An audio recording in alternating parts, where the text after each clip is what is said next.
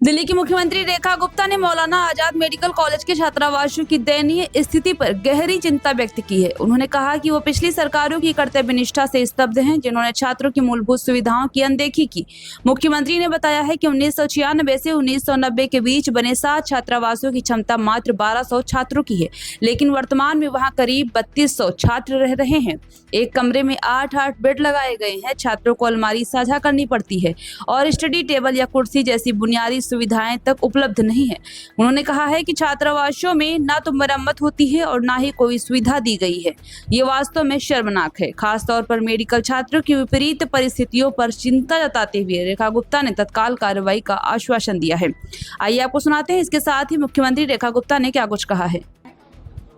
हैरान हूँ पिछली पढ़ी लिखी सरकारों की कर्तव्य निष्ठा पे,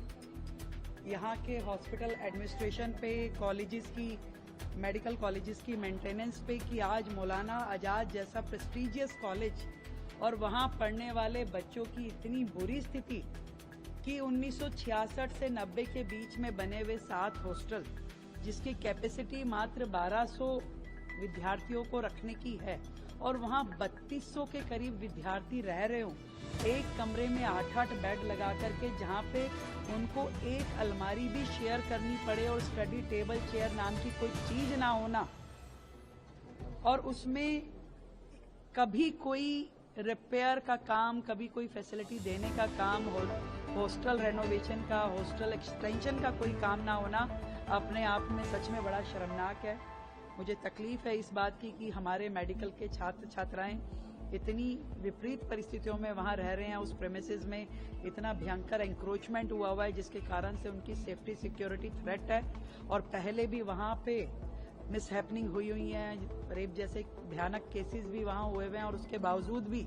यदि पिछली सरकारों ने उनको एक सेफ एनवायरनमेंट दिया नहीं, एक कॉम्पैक्ट कैंपस नहीं दिया, तो ये अपने आप में बहुत ही सोचने वाली बात है। और आज मुझसे आकर के ये सभी स्टूडेंट्स मिले हैं, उन्होंने मुझे ये सारे विषय का जिस तरीके से, जिस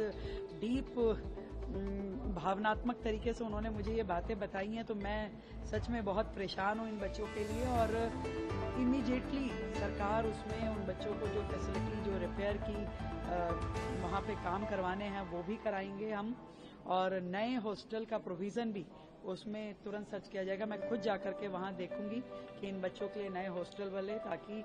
थोड़ा आरामदायक स्थिति में जो रिक्वायरमेंट एक कमरे की होनी चाहिए, 2 बच्चे 3 बच्चे जो रह करके जिसमें उनकी स्टडी टेबल हो, वो पढ़े लिखे, पर वहाँ का जो माहौल है, जिस तरीके के एंक्रोचमेंट वहाँ है और जो थ्रेट बच्चों के ऊपर लगातार उन मेडिकल स्टूडेंट के ऊपर, उन रेजिडेंट डॉक्टर्स के ऊपर है, वो निश्चित रूप में नहीं होना चाहिए, और उसको सरकार जो है तुरंत संज्ञान लेगी और उन एंक्रोचमेंट्स को हम हटाएंगे।